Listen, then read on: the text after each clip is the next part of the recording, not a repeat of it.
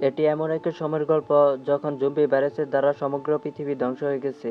এদিকে এই মৃতদেহগুলোর একটি দল আবারও জীবিত হয়ে ওঠে, কিন্তু তাদের নিজেদের কোনো স্মৃতি থাকে না। গল্পটি শুরু হয় একটি খোলা কবর দেখানোর মাধ্যমে, মৃতদেহ বড় একটি বিশাল গর্ত। তারপর গর্তে একজন ব্যক্তির চেতনা ফিরে পান, আপাতত দৃষ্টিতে ভয়াবহ অবস্থায়। তার সাথে কি ঘটেছিল সে সম্পর্কে তার কোনো কিছুই মনে নেই। গর্তটি বিশাল ছিল, যার ফলে বেরিয়ে আসা কঠিন হয়ে পড়ে। তারপর অন্ধকার রাতে সে লক্ষ্য করে যে কেউ তাকে দেখছে। তাকে সাহায্য করার পরিবর্তে সে চলে যায়। সে একটি বন্দুকও খুঁজে পায়, তার হাতে একটি কামড়ের চিহ্ন ছিল।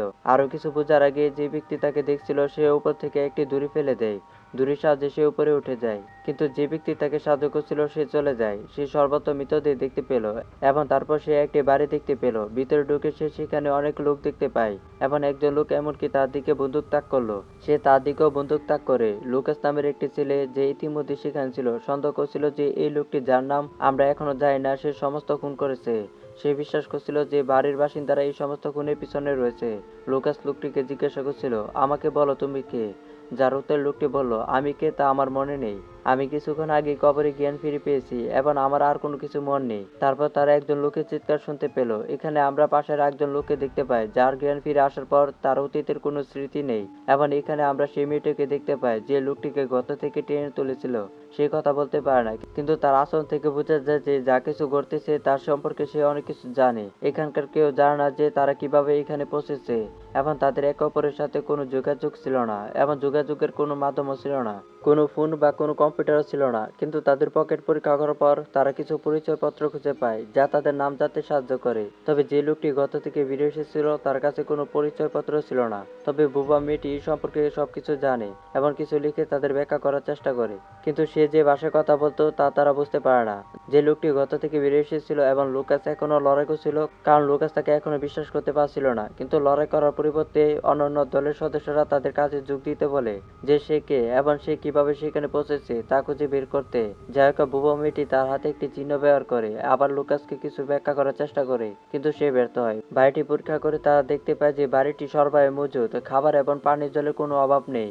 18 তারিখের একটি ক্যালেন্ডারও রয়েছে, যা একদিন পরে আসতেছে। এর অর্থ হলো 18 তারিখে গুরুত্বপূর্ণ কিছু ঘটতে চলেছে, যা তারা তদন্ত করতে চলেছে। মাইকেল বেশ কিছু বন্দুক ব্যবহার করতে জানতেন, এবং এর ফলে তারা বিশ্বাস করতে শুরু করে যে মাইকেলই হয়তো একজন পুলিশ অফিসার অথবা একজন প্রহরী ছিলেন। যদিও তার স্মৃতিশক্তি চলে গিয়েছিল, তবু সে অচেতনভাবে যা কিছু শিখছিল এবং পড়ছিল তা মনে রেখেছিল। এখানে আমরা দেখতে পাই যে গর্ত থেকে বেরিয়ে আসা লোকটি ক্রমাগত দৃষ্টিভঙ্গি অনুভব করছিল, যেখানে সে একটি মেয়েকে টেনে নিয়ে যাচ্ছিল একটি গর্তে, যার গলায় একটি সমুদ্র ঘোড়ার টিটো আঁকা ছিল। তারা তদন্ত করতে বাইরে গেল। তারা ঘরের বাইরে বেশ কয়েকটি মৃতদেহ বাঁধা অবস্থায় দেখতে পেল। তারা ভয় পেয়ে গেল, কিন্তু আকাশের তারাগুলো উজ্জ্বলভাবে জ্বলজ্বল করছিল, যা ইঙ্গিত দিচ্ছিল যে তারা শহর থেকে দূরে, কারণ তারা প্রায়শই শহরে দেখা যায় না। তারা একটি কেবিনে হেঁটে গেল, যেখানে একটি বুবা মেয়ে একজন মহিলাকে খাচ্ছিল। তাদের দেখে সে তাদের দিকে চিৎকার করে বলল, তুমি আমার সুযোগ নিয়েছ। তার বকবক শুনে জন তার মাথায় আঘাত করে, যার ফলে সে সেখানে অজ্ঞান হয়ে যায়। তারা কেবিনে লাগানো একটি ক্যামেরা দেখতে পেল, যা পরিষ্কারভাবে ইঙ্গিত করছিল যে কেউ তাদের দেখছে। তারা নিয়ন্ত্রণ কেন্দ্র খুঁজে বের করার সিদ্ধান্ত নিয়েছে, যেখানে তাদের নজরদারি করা হচ্ছে। যাই হোক, আপাতত তারা বাড়ি ফিরে বিশ্রাম নেয়। পরের দিন তারা আবার বনে অনুসন্ধান করার সিদ্ধান্ত নেয়, এবং একটি ছেলেকে বুবা মেয়েটির সাথে থাকতে বলে। যাই হোক, ছেলেটি তাদের সাথে যেতে জোর দেয়, বলে যে সে একজন ভালো গুলিবাজ এবং তাদের সাহায্য করতে পারে। যাই হোক, তারা তা প্রত্যাখ্যান করে এবং তাকে বাড়িতে রেখে যায়। কিছুক্ষণ পরে সে বাড়ির কাছে কিছু আওয়াজ শুনতে পায়, যেন কেউ সাহায্যের জন্য ডাকছে।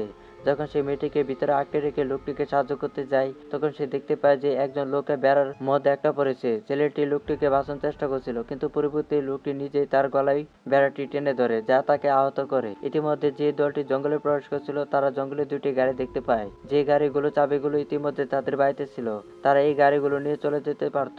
কিন্তু একটিতে কম ব্যাটারি সহ একটি বৈদ্যুতিক গাড়ি ছিল, এবং অন্যটিতে কোনো জ্বালানি ছিল না। গাড়িতে তারা তাদের সকলের একটি ছবি খুঁজে পায়, গত থেকে বেরিয়ে আসা ছেলেটি ছাড়া। এটি থেকে তারা নিশ্চিত হয়ে যায় যে ছেলেটি তাদের দলের নয়। কিন্তু তারপর ছেলেটি বলল, এটা সম্ভবত যে আমি ছবিটি তুলেছি। তাদের কথোপকথন সময় বুবা মেয়েটি এসে তাদের সে জায়গায় নিয়ে যায়, যেখানে তাদের সঙ্গে অন্য একজনের বেড়ার সাথে আঘাত লেগেছিল।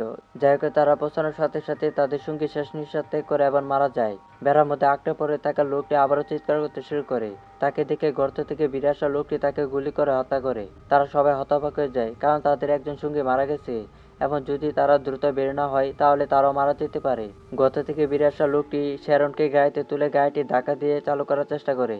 ইতিমধ্যে তারা একটি ভবন দেখতে পায়। তারা যখন ভিতরে যায়, তখন তারা একটি শিশুকে দেখতে পায় যে গর্ত থেকে বেরিয়ে আসা লোকটিকে জুনা বলে ডাকে। সে তাকে সেখান থেকে বেরিয়ে যেতে বলে, না হলে তারা আগামীকাল এসে সবাইকে মেরে ফেলবে। এই কথা শুনে তারা বিভ্রান্ত হয়ে পড়ে যে শিশুটি কার কথা বলছে, কারণ তাদের কোনো ধারণা ছিল না। লুকাস এবং অন্যরা বাড়িতে ছিল এবং আমরা দেখতে পাই যে লুকাসের অবস্থা আরো খারাপ হচ্ছে। তার অবস্থা অবনতির কারণে সে এমনকি বোবা মেয়েটিকে ধরে ফেলে, কিন্তু অন্যরা তাকে উদ্ধার করে। শ্যারন এবং জুনার শিশুটির কাছে যাওয়ার চেষ্টা করে, কিন্তু দরজাটি তালাবদ্ধ দেখতে পায়। জুনা যখন দরজা ভাঙার চেষ্টা করে তখন শ্যারনের প্রচন্ড মাথা ব্যথা হয় এবং জুনা অদ্ভুত বোধ করতে শুরু করে। দুজন একে অপরের প্রতি আকৃষ্ট বলে মনে হয় এবং মনে হয় যেন তাদের প্রতি শতাব্দীর প্রাচীন সম্পর্ক রয়েছে। অন্যদিকে বাড়িতে নাথান বোবা মেয়েটিকে ইশারা করে যে মহিলাকে সে খাওয়াচ্ছিল। বোবা মেয়েটি নাথানের কথা বুঝতে পেরেছিল এবং তাকে সেই শেডের দিকে নিয়ে গেছিল যেখানে মহিলাটি ছিল, কিন্তু মহিলাটি এখান থেকে চলে গেছে। নাথান বোবা মেয়েটিকে সেখানে রেখে তার পথে চলে গেল। তারপর সে আরো কিছু গবেষণা করার জন্য কিছু ছায়া আবিষ্কার করে। সে মাটিতে পড়ে থাকা এক জোড়া চশমা দেখতে পেল, যেগুলো সে তুলে নিল এবং পড়ল। সেগুলো পড়ার সাথে সাথে সে সবকিছু পরিষ্কার দেখতে পেল, যার অর্থ হলো সেগুলো তার এবং তার কিছু পুরনো স্মৃতি আবার জেগে উঠতে সাহায্য করে। বুবা মেয়েটি একা বাড়ি ফিরে দেখতে পেল যে লুকাসের শরীর খুবই খারাপ। লুকাস এর আগের কয়েকবার তাকে আক্রমণ করেছিল এবং সে নিজেকে আটকে রেখেছিল অন্যরা না আসা পর্যন্ত, নিজেকে রক্ষা করার আশায়। এরপর লুকাস বাড়ির অনুসন্ধান শুরু করে এবং বেসমেন্টে একটি লুকানো দরজা দেখতে পায়, যা সে ভেঙে ফেলে। ভিতরে ঢুকে সে আবিষ্কার করে যে তারা যে নিয়ন্ত্রণ কেন্দ্রটি খুঁজছিল তা সেখানে উপস্থিত। হাঁটাচ্ছে তারা সে সমস্ত ছোট ক্যামেরাও স্থাপন করেছিল, যা সেখান থেকে পর্যবেক্ষণ করা হচ্ছে। ক্যামেরাগুলো দেখে সে আবিষ্কার করে যে হাঁটাচ্ছে থাকা সমস্ত ভুক্তভোগী পালিয়ে গেছে। এখানে একটি ছোট বিজ্ঞান ল্যাবও ছিল, যেখানে কিছু মানুষের ব্রেন রাখা হয়েছিল, যেন সেখানে কিছু অবৈধ পরীক্ষা নিরীক্ষা চলছে। তারপর সে উপকরণগুলো অনুসন্ধান করে এবং এই সমস্ত পরীক্ষার পিছনে কে ছিল তা খুঁজে বের করার চেষ্টা করে। ক্যামেরার ফুটেজ থেকে আবিষ্কার করে যে জুনা তাদের পিছনে ছিল এবং জুনা লুকাসের উপর পরীক্ষা নিরীক্ষা করছিল। পরের দৃশ্যে আমরা জুনা এবং শ্যারনকে তাদের ভ্রমণে ফিরে আসতে দেখি। ঠিক তখনই তাদের গাড়ির সামনে একটি গাছ পড়ে যায়। যখন তারা এটি সরাতে এগিয়ে যায় তখন তারা প্রচুর সংখ্যক সংক্রমিত লোককে দেখতে পায়, যারা সম্পূর্ণ পাগল হয়ে গেছে এবং তারা এতটাই পাগলা যে পুরো বন ধ্বংস করে দিচ্ছে। কিন্তু এই বোকা জুনা এই সমস্ত মরণরোগীদের ডাকে এবং তারা তাদের হাতে কুড়াল নিয়ে তাদের পিছনে তাড়া করে। তারা দ্রুত তাদের জীবন বাঁচাতে গাড়িতে উঠে পড়ে, কিন্তু এখন এতে কোনো ব্যাটারি নেই। জুনা ধাক্কা দিতে নেমে পড়ে এবং শ্যারন ভয় পেয়ে যায়, কারণ তারা খুব কাছে চলে গেছিল। তারপর শ্যারন লক্ষ্য করে যে কাছে যাওয়ার পরিবর্তে লোকেরা কিছু একটা দেখে ভয় পেয়ে পালিয়ে গেছে। আসলে সেখানে মৃতদেহ ঝুলছে, যা তাদের ভয়ের কারণ। তারা এতে হতবাক হয়ে গেছে, কিন্তু তা উপেক্ষা করে বাড়ি চলে গেছিল। লুকাস ইতিমধ্যে তাদের জন্য অপেক্ষা করছিল।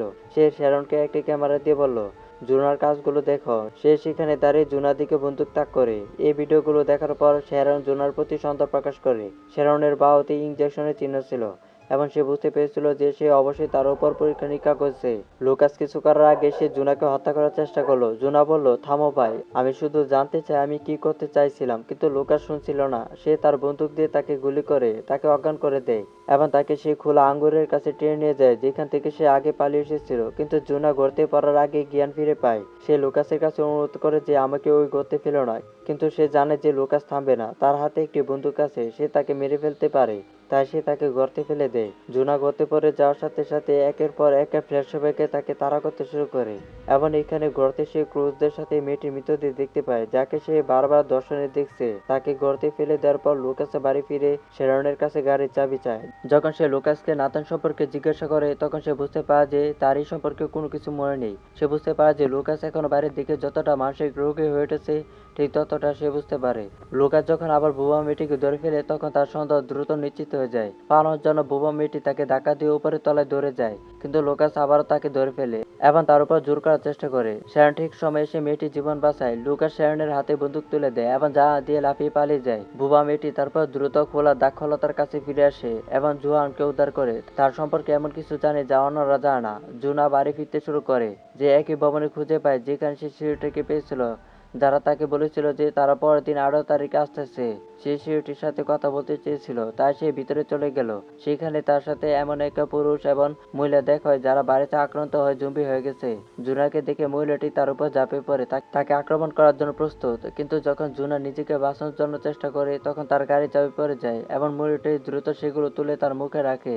এরপর জুনার নিজেকে বাঁচানোর জন্য মহিলাটিকে গুলি করতে হয় এবং সে চাবি নিয়ে সেখান থেকে বেরিয়ে আসতে সক্ষম হয়। আরো এগিয়ে যেতে সে দেখতে পায় যে শিশুটি এবং তার পরিবার চলে যাচ্ছে। জুনা তাদের সাথে কথা বলতে চাইছিল, কিন্তু পরিবার তার সাথে কথা বলতে অস্বীকৃতি জানিয়ে তাদের গাড়িতে করে এখান থেকে চলে যায়। জুনা মাটিতে পড়ে থাকা কিছু টিকা দেখতে পেল, তা তুলে নিল এবং টিকা থেকে সে আবারও জীবিত হয়ে উঠল। সে মানুষকে জম্বিতে পরিণত করার জন্য নয়, বরং তাদের চিকিৎসা করার জন্য পরীক্ষা নিরীক্ষা করছিল।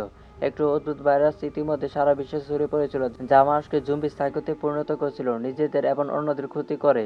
জুনা এই ভাইরাস বন্ধ করার জন্য একটি টিকা খুঁজছিলেন। তিনি এমন একটি টিকা তৈরি করছিলেন যা বিশ্বব্যাপী বিতরণ করার কথা ছিল, কিন্তু কোনো কারণে টিকাটি পুরো বিশ্বে পৌঁছাতে পারেনি। শুধুমাত্র যারা ইতিমধ্যে ভাইরাসে আক্রান্ত ছিল তাদের এই দ্বীপে আনা হয়েছিল এবং জুনা তাদের উপর পরীক্ষা নিরীক্ষা করছিলেন। ইতিমধ্যে জুনা একটি কাগজ খুঁজে পান যা প্রকাশ করে যে সামরিক বাহিনী তাকে দ্বীপে এই পরীক্ষা চালানোর জন্য নিযুক্ত করেছিল এবং তাকে 18 এপ্রিল পর্যন্ত সময়সীমা দেওয়া হয়েছিল। যদি সেই সময় তারিখের মধ্যে ভাইরাসের প্রতিকার খুঁজে না পায়, তাহলে সামরিক বাহিনী এসে এতে আক্রান্ত সকলকে হত্যা করবে। আরও জানা গেছে যে দ্বীপটি একটি ডাস্টবিন গ্রাউন্ড, যেখানে সারা বিশ্ব থেকে সংক্রমিত মৃত মানুষকে আনা নেওয়া হয়েছিল। জুন আবিষ্কার করেন যে তিনি যে ব্যক্তিকে ব্যবহার করে বিশ্বের টিকা পৌঁছে দিতে চেয়েছিলেন তিনিও সেখানে মৃত অবস্থায় পড়ে আছেন। এখন যেহেতু টিকা সেনাবাহিনীর কাছে পৌঁছায়নি, তারা বিশ্বাস করবে যে জুনা তার পরীক্ষায় ব্যর্থ হয়েছে এবং তারা এসে সবাইকে হত্যা করবে। তাদের গাড়িতে পাওয়া জিনিসপত্র থেকে জুনা জানতে পারে যে শ্যারন তার বান্ধবী এবং নাথান তার ভাই। তাদের সকলের শরীরে ইনজেকশনের চিহ্ন রয়েছে, কারণ জুনা ভাইরাস থেকে তাদের রক্ষা করার জন্য টিকা দিয়েছিলেন। তবে টিকার প্রভাবের কারণে তারা তাদের স্মৃতিশক্তি হারিয়ে ফেলেছিল। জুনার নাথান এবং শ্যারনকে এই বিষয়ে বলার আগেই লুকাস এসে জুনাকে হত্যা করার চেষ্টা করে। সে তাকে শ্বাসরুদ্ধ করতে যাচ্ছিল, কিন্তু জুনার কাছের একটি পাথর দিয়ে লুকাসের মাথায় আঘাত করে এবং তাকে হত্যা করে। এখানে আমরা আরেকটি ফ্ল্যাশব্যাক দেখতে পাই, যা প্রকাশ করে যে পুরো দলটি কেবল পরীক্ষার জন্য এখানে এসেছিল, কিন্তু জুনার ভাই নাথানের ভুলের কারণে যে মেয়েটির উপর জুনা পরীক্ষা করছিল সে মুক্ত হয়ে যায়। সে তাদের সকলকে হত্যা করতে যাচ্ছিল, কিন্তু জুনা সকলের জীবন বাঁচাতে তাকে হত্যা করে এবং জুনা এই মেয়েটির বারবার ফ্ল্যাশব্যাক পাচ্ছে। সে এই মেয়েটিকে একটি খোলা কবরে ফেলে দিতে গিয়েছিল, কিন্তু অন্য একজন সংক্রমিত ব্যক্তি জুনাকে গর্তে ঠেলে দেয়। পালানো কঠিন ছিল এবং চারপাশে সংক্রমিত মানুষ ছিল। পালানোর জন্য জুনা নিজেকে একটি টিকা ইনজেকশন দেয়, যার ফলে সে স্মৃতি হারিয়ে ফেলে, যেমনটি আমরা সিনেমার শুরু থেকে দেখছি। এখন আমরা নাথানকে তার ভবনে ফিরে যেতে দেখি এবং শ্যারন তাকে জড়িয়ে ধরে, যা আমাদের মনে করে দেয় যে তারা সবাই তাদের স্মৃতি ফিরে পেতে শুরু করেছে।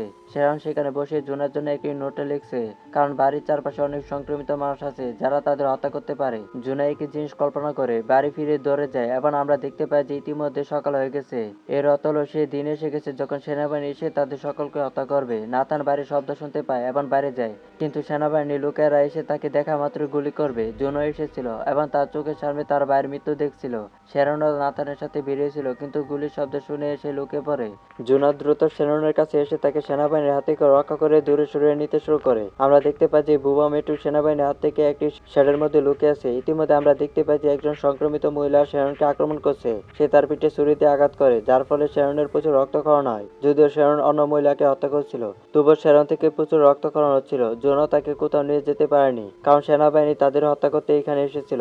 এখন জো সবচেয়ে নিরাপদ জায়গা খুঁজে পেল, একটি খোলা কবর যা সামরিক বাহিনী লক্ষ্য করবে না, কারণ সেখানে কেবল মৃতদেহ ছিল। সে শ্যারনকে নিয়ে তাতে ঝাঁপিয়ে পড়ে। সে নিজেকে চেতনানাশক ইনজেকশন দেয় এবং একটি টিকাও দেয়, কিন্তু অজ্ঞান হয়ে যাওয়ার আগে শ্যারন জুনাকে একটি নোট দেয়, যাতে সে তাদের অতীত সম্পর্কে লিখেছিল, যাতে তারা একে অপরকে ভুলে না যায়। তারা অজ্ঞান হয়ে পড়ার সাথে সাথে সেনাবাহিনী এখানে কিছু মৃতদেহ নিয়ে আসে। এই মৃতদেহগুলোর মধ্যে শিশুটি মৃতদেহ ছিল, যে বারবার জুনাকে সতর্ক করে আসতেছিল। অবশেষে সেনাবাহিনী সমস্ত সংক্রমিত লোককে নিশ্চিহ্ন করে চলে যায়। এমন এখানে আমরা কিছুক্ষণ পরে দেখতে পাই যে জুনা জ্ঞান ফিরে পায় এবং শ্যাননের সবকিছু ভুলে গেছে। জুনা আবার একই অবস্থায় ফিরে এসেছে, কিছুই মনে করতে পারছে না। তাকে বুঝতে হবে কি হচ্ছে। সে শ্যারনের দেওয়া নোটটি হারিয়ে ফেলে, যা তার অতীত সম্পর্কে জানতে পারত। শ্যারন সেখানে আরও লিখেছিল যে বুবা মেয়েটি সে ভাইরাস থেকে মুক্ত ছিল, যা সবাইকে সাইকোতে পরিণত করছিল, এবং জুনা তার নিজের রক্ত থেকে টিকা তৈরি করছিল। কিন্তু যেহেতু জুনার পত্রিকাটি পড়েনি, সে কিভাবে জানবে? সে সাহায্যের জন্য ডাকে এবং এবার বুবা মেয়েটি তাকে উদ্ধার করে। ঠিক আগের মতনই সে জুনাকে দড়ি দিয়ে টেনে বের করে আনে। এখন বুবা মেয়েটি জুনাকে এমন একটি জায়গায় নিয়ে যায় যেখানে হাজার হাজার মৃতদেহ ছিল। এখন এই লোকেরা নতুন করে শুরু করবে, যা আমরা পরবর্তী অংশে দেখতে পারবো। আর এখানে এই মুভিটি আপাতত শেষ হয়ে যায়।